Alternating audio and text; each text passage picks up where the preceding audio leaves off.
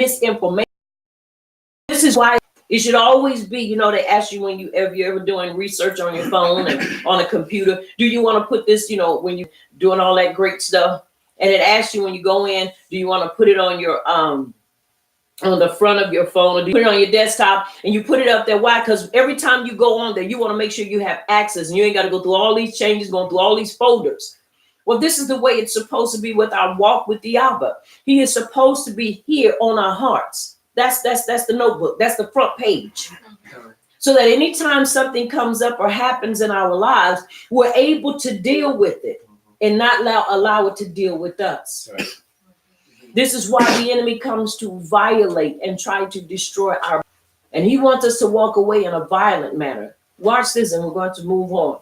When people walk away from this truth, they just don't walk away. They walk away and they come back to do what? To discredit it, to slander it, to talk ill about it, to try to persuade and tell others, don't walk in that because it's a lie, it's not true. To try to persuade you as they were violently persuaded. They want to try to violate, to understand the enemy is shrewd. He doesn't care about your feelings. He doesn't care about mine. He wants to assassinate them. He wants to destroy them. He wants us to become callous. He does. We were a witness for the great things. We will definitely be a witness for the bad things that have happened. This is why it is important that we don't let that experience. I'm not here without you, and I'm not trying to make it without you. I enjoy this walk. Is it challenging? Absolutely. Is it hard? No.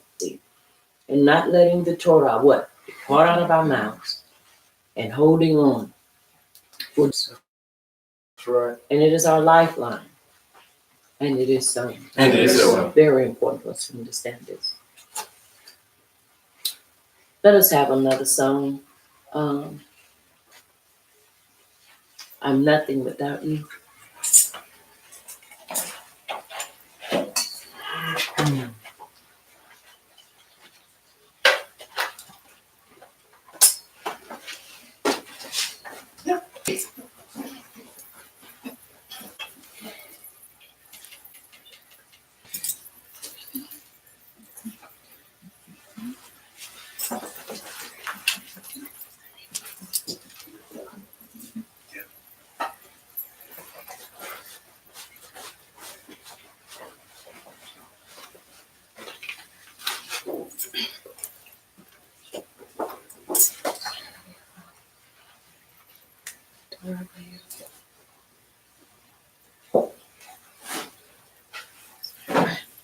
It's in and have my being. In him do I live, move and have my being. In him do I live, move and have my being. In him do I live, move and have my being. I'm nothing without you. I'm nothing without you. I'm nothing without you. I'm nothing without you. Nothing without you. I'm nothing without you. I said I'm nothing without you. I'm nothing without you. I said I'm nothing without you. I'm in him do I live, move and have my being. In him do I live, move and have my being. I'm nothing without you. I'm nothing without you. I'm nothing without you. I'm nothing without you. I'm nothing without you. I'm nothing without you. Nothing without you. I'm nothing without you. I'm nothing without you. I'm nothing without you. I'm nothing. Let your rusty rain in me. Bring it to me. Live in me. Let your rusty rain in me. Bring it to me.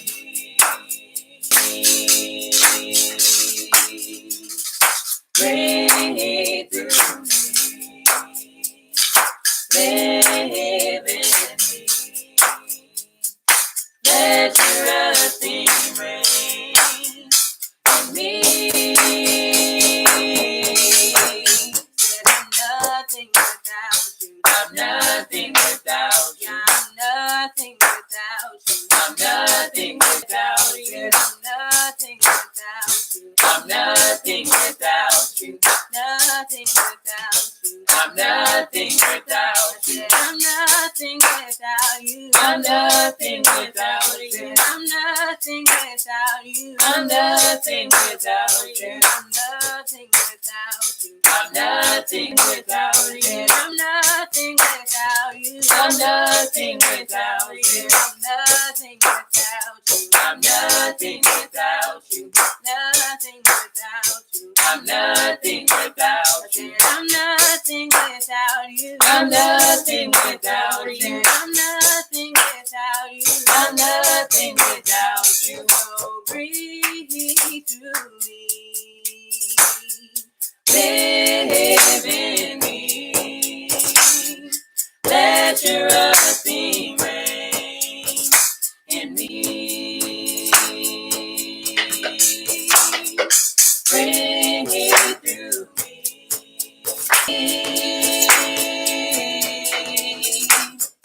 Bring it through me. Live in me. Let your anointing reign in me. Bring it to me. Live in me. Let your anointing reign in me.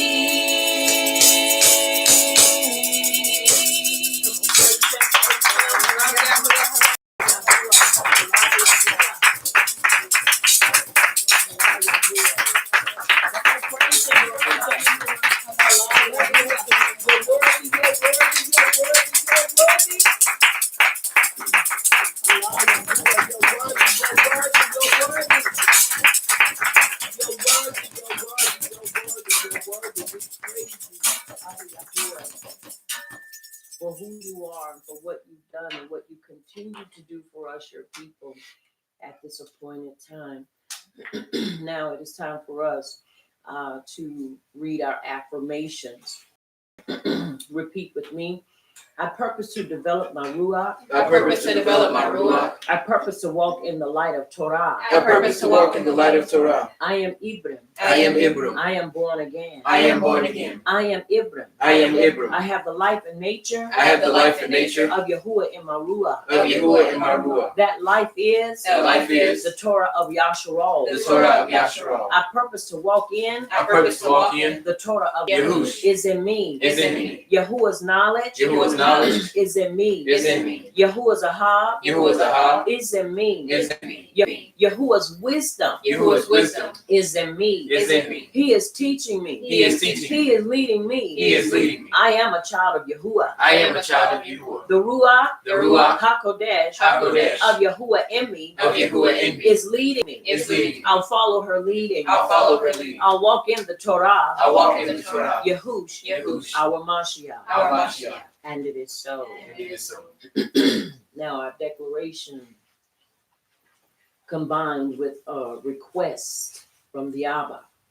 Let us repeat this. Abba Yahuwah. Abba Yahuwah. In the name of Yahush. In the name of Yahush. Our Mashiach. Our Mashiach. We subdue ignorance with Torah knowledge. with Torah knowledge. And through this knowledge. And through this knowledge of Torah truth. of Torah truth. We claim healing. We claim healing. Shalom. Shalom. Deliverance. Deliverance. And salvation. And salvation. We decree. We decree Torah truth. Torah truth In the lives. in the lives of your people. of your people. Our people. Our people. Yasharal. Yasharal. We unite. We unite. Not to fight. Not to fight. Not to fight. Not to fight. Each other. Each other. Each other. Each other. But the enemy. But the enemy of our belief. of our belief. And it is so. And it is so.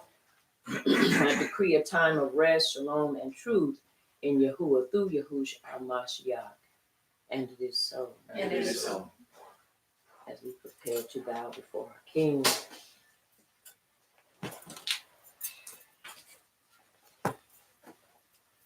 this part to seal and to close as we prepare to move to the next portion of our class. Repeat with me. May the utterance of my mouth May the utterance of my mouth and the deliberation of my heart and the deliberation of my heart be desirable before you. be desirable before you. O Yahuwah, O Yahuwah, my rock, my rock, and my redeemer. and my redeemer. May the utterance of my mouth May the utterance of my mouth and the deliberation of my heart and the deliberation of my heart be desirable before you. be desirable before you. O Yahuwah, O Yahuwah, my rock. Tehillim 19 and 14, and it is so. and it is so. You may be seated in his presence. Once again, we do appreciate the Abba for what he's doing to the Abba for yet another year. Me and Mattathias to see as a couple. We have been together 34.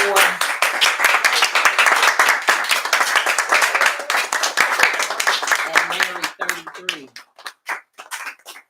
I met him when I was 16. Started dating him when I was 16. Turned 17. 6 months later, we got engaged. We stayed together for a year. Got married 9 days after I turned 18. I would have married him sooner, but because my Ema said, I don't want to be responsible if it doesn't work. So she wouldn't sign for me. So she said, you have to be of legal age. So when I turned 18, June 6th, 9 days later, we got married.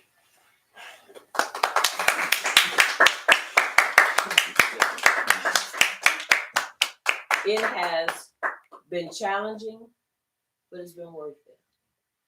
As I sat in the in the office and I thought about it, as it has fallen on the Sabbath, a time of rest, a time of celebration and commemoration, a time that we also celebrate our time of matrimony. I said, ask me, what is it that you could tell somebody or advise somebody on how to maintain? One of the things I thought about is consistency. Consistency.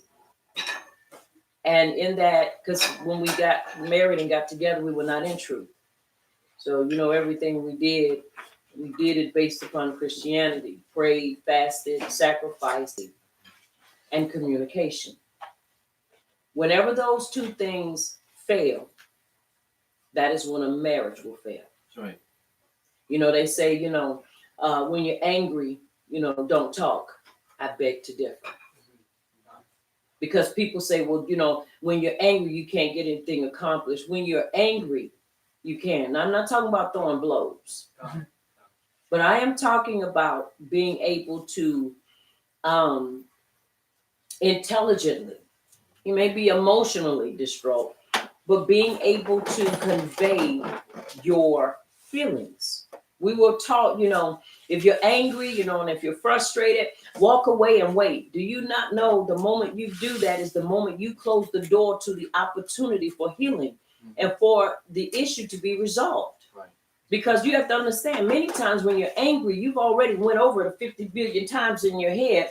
So by the time you're not angry anymore, you walk away and watch this. That thing is still on. You have to be willing to have conflict resolution. You have to be willing to talk. You have to be willing to say, I'm in it to win it, and I'm not going anywhere. My vows mean everything to me. And you have to be willing to be happy. You have to be willing to do what it takes to be happy. And that's the truth. And that works on both parts. And so I was with him from my high school years up into my senior years. Turned 51 on June 6th. And celebrating 33 years of marriage and 34 years of being with this man. I've been with him half of my life. Has it been dull? Absolutely not. He's not the young boy that I met, but he is a whom I hug, and I tell him all the time when when I ain't mad at him, that I'm still crazy about him in a great way, not a bad way, not that cute, you crazy, string you up, shoot you in the head, misery crazy. But I still adore him as I did, but more so now. We have seen great days, we have seen trying times. But one thing about it, in the trying times of our relationship and even our marriage, just kind of encouraging you and just giving my testimony on this Sabbath about our celebration on To Young, celebrating 33 years of marriage and 34 years together, is that we had to learn that if you allow people to predict, prophesy, doom on what you have, if you're not careful, you'll play into it. You know, they told us that we wouldn't last a week, 34 years. Mm-hmm. Through the struggles, through the heartache, through the pain, through the rejection, the criticism, ostracism, and I'm not just talking about outside folk, I'm talking about from family. You know, y'all ain't gonna make it, you ain't gonna have this, you ain't gonna have that. Have we gone through some hard times? Through times of questioning? Absolutely. We're hard one another. That's right. We're hard one another. Absolutely. And we're in it to win it. And no matter what, I've come to understand is that now that we are in truth, we keep him at the center of our relationship. We keep him at the center of our relationship. Why? Because with him being in the center, he will always keep us centered. Right. You can't stay centered if you. That being said, we're not just together growing old and disgruntled, and you know how people say they're just old. No, we're maturing and we're very happy, and we continue to move forward. We continue to learn. We continue to inspire. We continue to encourage one another. He inspires me. I read because he inspired me to read. Thesaurus. And the thing that I have always hobbed him is that he never ever puts that upon his shoulders. You know, when people know they're smart and they high school dropout. And so with that being said, you know, he didn't criticize me, he didn't discourage me, but he encouraged me to go back. And so there were a lot of things that I learned from him. And I went back, got my high school diploma. We've homeschooled 9 of our children. Well, we're homeschooled 7 of our children, and we're still homeschooling 2. So with that being said, there are so many aspects of relationship. And one thing I always tell people, never base your relationship upon anybody else's, because what's good for the gambler doesn't mean it's great for you. You've got to learn how to get in that way with your spouse. One thing I have come to understand is that no matter what, a hob is a hob across the board. Mm-hmm. It is what it is. That's one of the things you change. It is just that. But one thing I have come to understand is there are building blocks: respect, communication, and consistency. That's right. Are the 3 things that I have come to understand that makes a great relationship, among other things. And so we are friends, and we're best friends. And there are times when I'll tell him, I'm not going to be your best friend anymore, because if you continue to do certain things, I'm not going to be your best friend. All great friends have what? Fallouts. You know, you have a best friend, you be like, you'll stink yourself, your old ugly face, I'm just through with you. And then you come back a week or 2 later and you're best friends, because true friendship never dies, and it can never be broken. Right.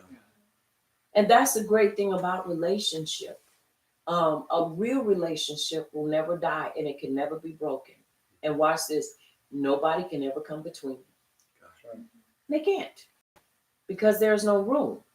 You have people you deal with, but they can never come into that, and they can never change that. Are y'all following me? Yes. And so it's important that we understand. But I do appreciate the Abba for 33 years on this young, and 34 years. It'll be 35 years in August of this year that we'll be together, Yahuwah willing. 35 years. And like I said, that's half of my life, over half of it, that I have been with him. And so I appreciate him. I respect him. I have him dearly. He is my big man. I call him that.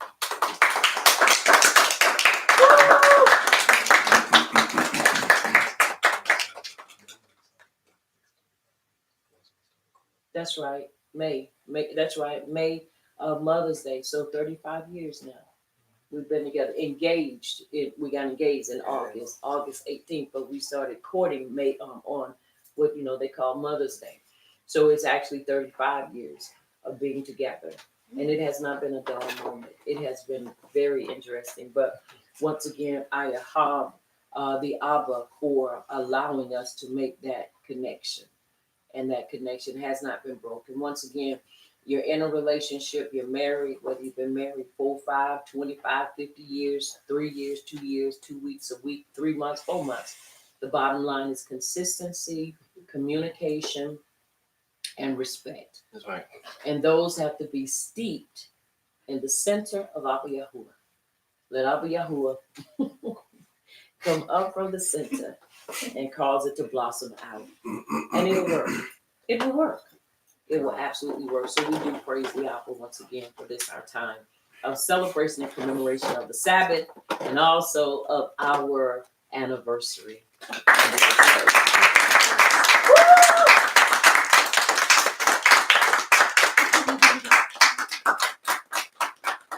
All right, now let us turn our attention to the scroll of Yahush, the son of Nun, and we're going to look at chapter 23 and chapter 24.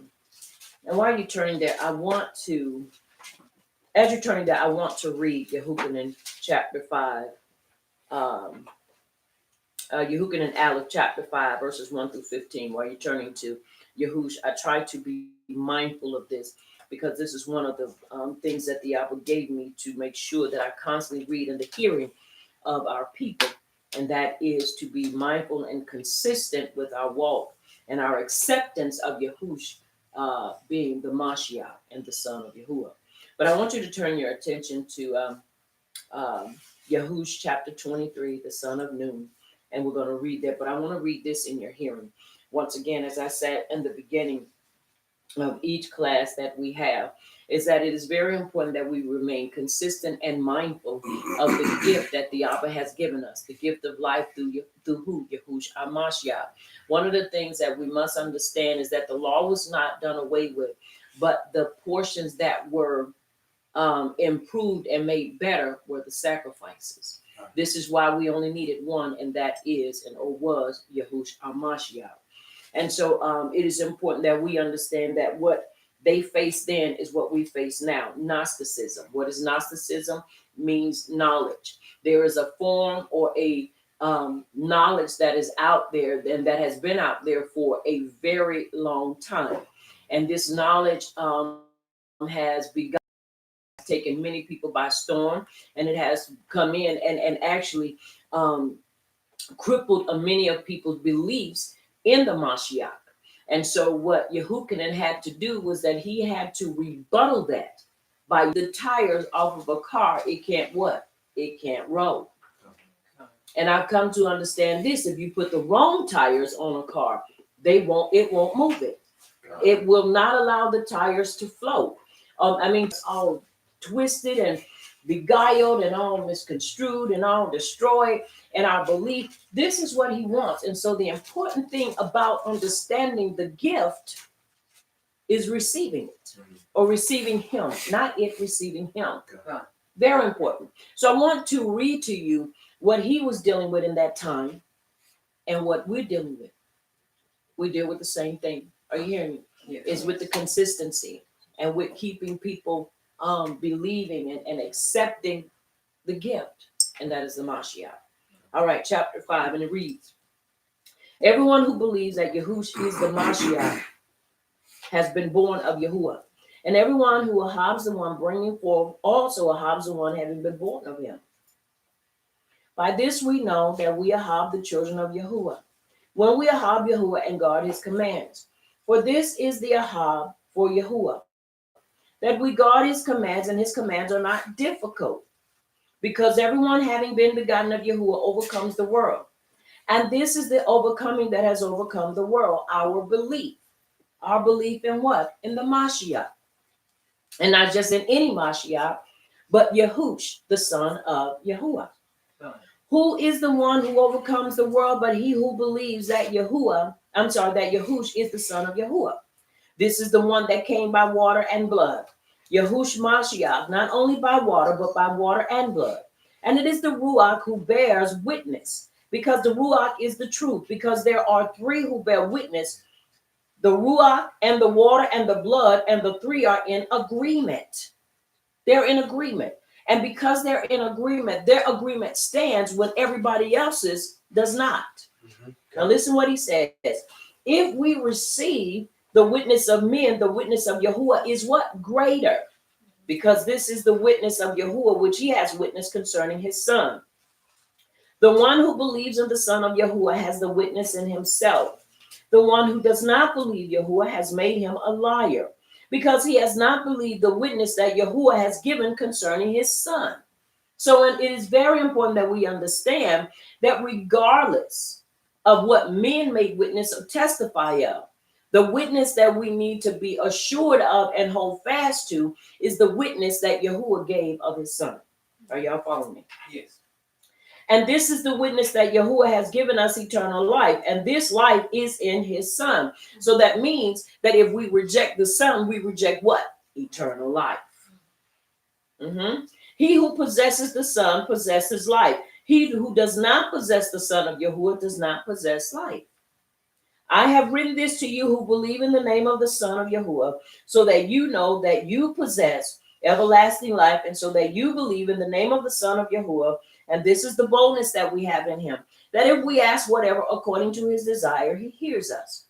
And if we know that he hears us, whatever we ask, we know that we have the petitions that we have asked of him.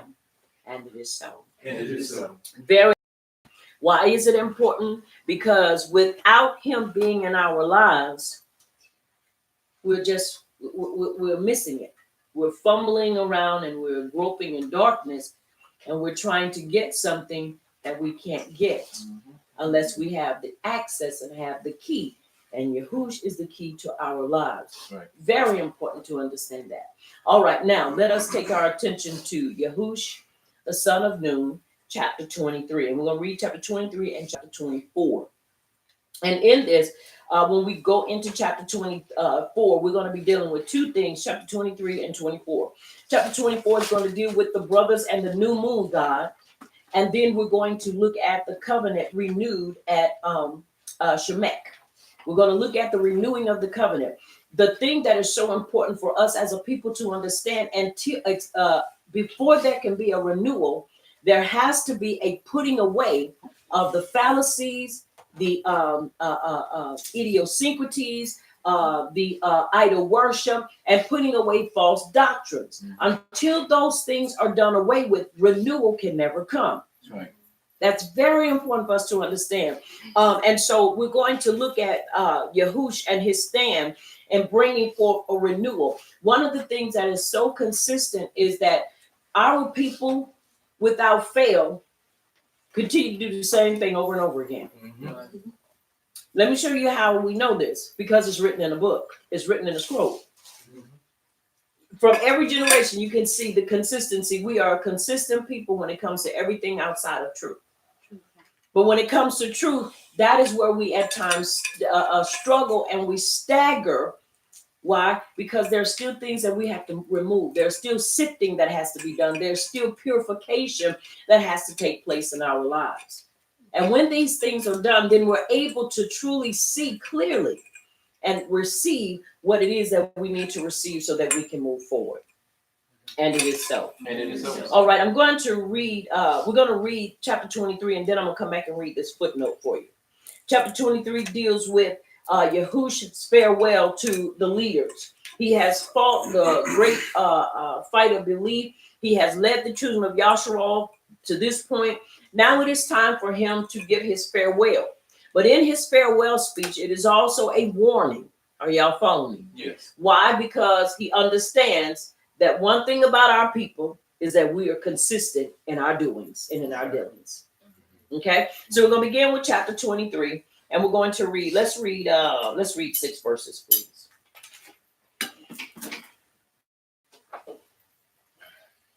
And it came to pass after a long time after that Yahuwah had given rest to Yasharal from all their enemies round about, that Yahush had waxed old and stricken in age. And Yahush called for all Yasharal and all the elders and all for their heads and for the judges and for their officers, and said to them, I am old and stricken in age, and you have seen that Yahuwah your power has done to all these nations because of you. For Yahuwah your power is he that has fought for you. Behold, I have divided to you by lot these nations that remain, to be an inheritance for your tribes, from Yarden with all the nations that I have cut off, even to the great sea westward. And you, your power, he shall expel them from before you and drive them out from your sight, and you shall possess their land as you, your power, has promised you. Be you therefore very courageous to keep and to do all that is written in the scroll of the Torah of Moshe, that you turn not aside therefrom to the right hand or to the left. And it is so. Chapter 23, verses 1 through 8. 6, I'm sorry. Okay. Now, let's look at this once again. Very important that what is being established as he talks with them. Now, he's telling them after a long time had passed and Yahuwah had given Yasharal rest from all their enemies around them. Yahush, by then a very old man, summoned all Yasharal, their elders, leaders, judges, and officials, and said to them, all of them. How many? All of them. All of them. He gives the description of Yasharal, the leaders, the officials, the elders, everybody in their perspective, what your power has done to all these nations for what? Your sake. It was Yahuwah your power who fought for you. Remember how I have allotted as an inheritance for your tribes all the land of the nations that remain, the nations I conquered between the Jordan and the Mediterranean Sea in the west. Now he's giving them a description of what it is that was fought for and that what they have obtained. Very important that we understand why these things are taking place. Are you following me? Yes. Because he wants to remind them where your feet are. The Abba has given this to you. So don't forget this. Right. Don't forget what he has done for you. Now, listen what he says. Verse 5, Yahuwah your power himself will push them out for your sake. He will drive them out before you, and you will take possession of their land as Yahuwah your power promised you. This is a promise. Why is it important that we understand this promise? Because this promise was not just to them, but also to who? Their children and their children's children, which that is us. Are you following me? Yes. Very important for us to understand. Now look what he's saying to them. As he tells them, as he continues to talk to them. Now he says in verse 6, be very strong, and in some it says, be very courageous. In verse 6, he says to them, be very strong, be careful to obey all that is written in the Torah of Yahuwah, without turning aside to the right or to the left. Now remember, this is the same decree that is given to him in 1 and 8. Right. Are you hearing me? Yes. Or 1, 7, and 8. The same decree that the Abba has given to him, he is now doing what? Giving it to the children of Yasharal. Why? Because he understands that there is just something in them that constantly likes to go to the left. Are y'all following me? Yes. Very important. Now I want to look at this footnote here in the Abrahamic covenant scrolls. To the right, not to act on one's own strength, or the side of the right ruling strength side of Yahuwah. We are to act in his strength only. The left is the mercy side of Yahuwah, not to act in our own defined man-made mercy, but in the mercy of the Supreme One, which is Yahuwah, our power. In other words, whenever he gave them a position or he gave instructions, it was not just something off the top of the head. Right. He gave it to them because it was symbolic of something that they knew that was already dealing with their culture and something that was dealing with them, and they understood it. So it was not like it's a parable or a mystery. He said, look, in other words, you know where you are, you know what is about to take place. Now, I'm a firm believer when mercy is needed, follow mercy. But when mercy is not, don't try to create a standard for mercy. Don't try. Abba has not, that has forbidden you to do. And you continue to try to override that. So it's important that we understand the instructions that were given. For in their turning, he knew that this would be their downfall in turning away from what the Abba has set in motion. Are y'all following me? Yes. Let me use this as an analogy. Just say you get in a car accident. Somebody hits you from behind. It's not that much to bumper it up because your adrenaline keeps you from feeling it. And just say you get hit from behind, and then the next thing you do, because you want to be merciful, oh, don't worry about it, we won't call the police, we'll just leave it. When in actuality, they hit you from behind, they're responsible for taking care of your vehicle because they cause damage. But you know how sometimes we can be a people that be like, okay, don't worry about it.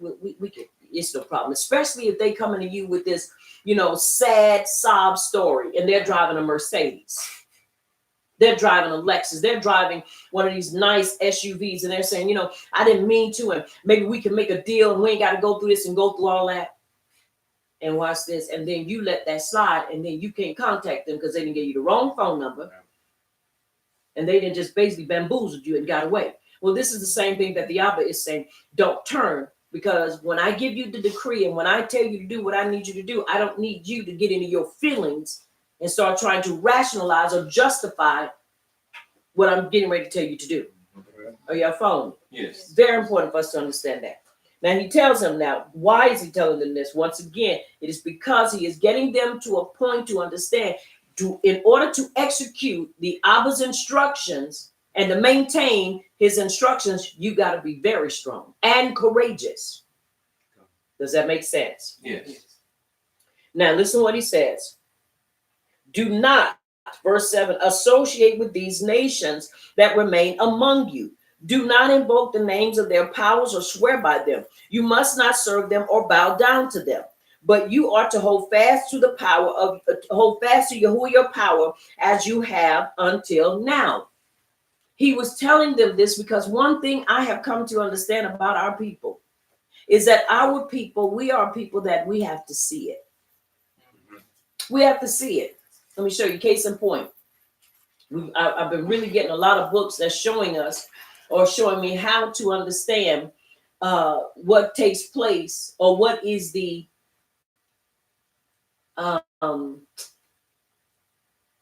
Devarim chapter 28 and the fleshing out of that. Because see, we read chapter 28 of Devarim and we hear about the curses, but there is more to just being physically enslaved. There is a mental slavery. There is a spiritual slavery. There is an economical slavery.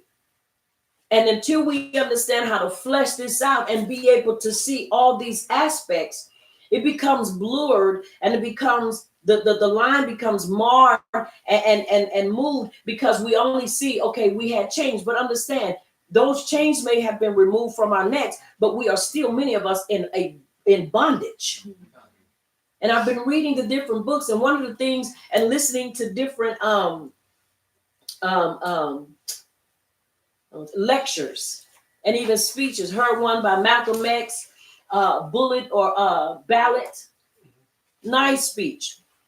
Problem comes in is that our people are so determined, even though we know this was to keep the Abba out of the situation. And the more we keep him out, the deeper we get into trouble. Right. He had a phenomenal speech. He was a reverend, and you could hear the preacher in him because, he got that just where he had that charisma and, and he's bringing it out and he's telling them, but y'all chumps, and I mean, he just had it. But the thing where he failed and many of our people fail, is that we're looking for a king that we can identify with, because we want somebody there that we can look at and say, oh, they're a spokesman for us. They're speaking up for us. Instead of saying, y'all, no, I'm just a mouthpiece, but you have to understand, we got to look at the bigger picture. We need the Abba involved him out of this. The reason we are in this is because our ancestors already had pushed him out. We're trying to draw him back in. Him along with some other ones. Henry, no, his name is what's his name? Dr. Clark. I know it's John Henry Clark. Awesome. Still another older historian. Speaks well. But when it comes to that number one thing of keeping the Abba or putting the Abba in the center, that is one of the areas they lack in. Because the first thing they say is keep your religion at home or keep it behind closed doors. I said, wrong. This is not a religion.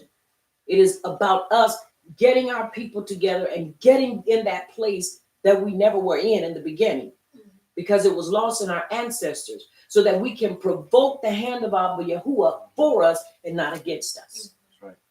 And so when it's important that we understand this. And he says, don't get in the midst of them. And if you notice, this is the very thing that our people constantly do. We constantly are rubbing shoulders, trying to friend the world, trying to friend other nations. When we are forbidden to do that, we will be more friendlier with other nations than we will with each other. That's right. Yeah. We will. We'll be more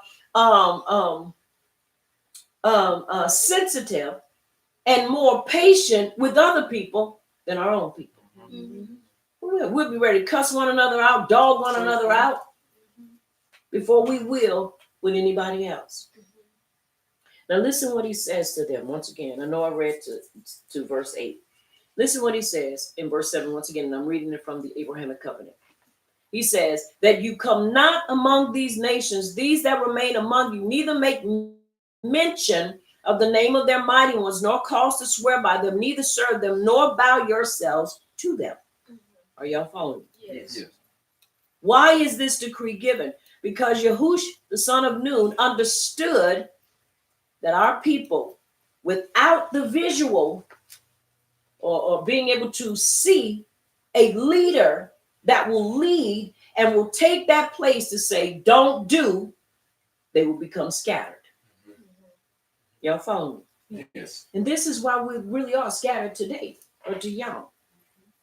This is why now you have so many people that say, I need no teacher. I need nobody to tell me anything. I can read and show myself. Because leaders they're going to do their subject to mess up and make mistakes too. So now you got everybody that's scattered.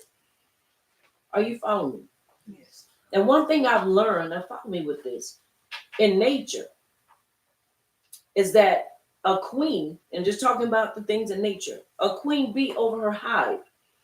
They will protect that hive and they will do. And watch this. If that hive is destroyed, they will go and they will create another one. They won't go and we can't stay here with you because you didn't defend us. When they understand it's about defending the whole, the whole colony or the whole hive. See, it's not about just one person. It's about us as a collective unit protecting one another. That's right. Same thing with ants. Ants do the same thing. You got worker ants. You got everybody knows what they're supposed to do. The whole purpose is to protect what?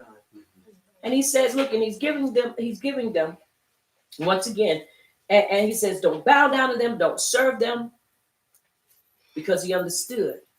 If you don't keep this in mind, you will find yourself vacillating. It's the truth. Are y'all following me? Yes. What does that mean? Foolishly bowing down to idol gods, the false ones, Babylon, and whatever. Are you following me? Yes. Especially when those that continue to vacillate between Jesus and God. There are some posts that I like, and there are some I won't like. Because the moment I see that there, I question where you stand.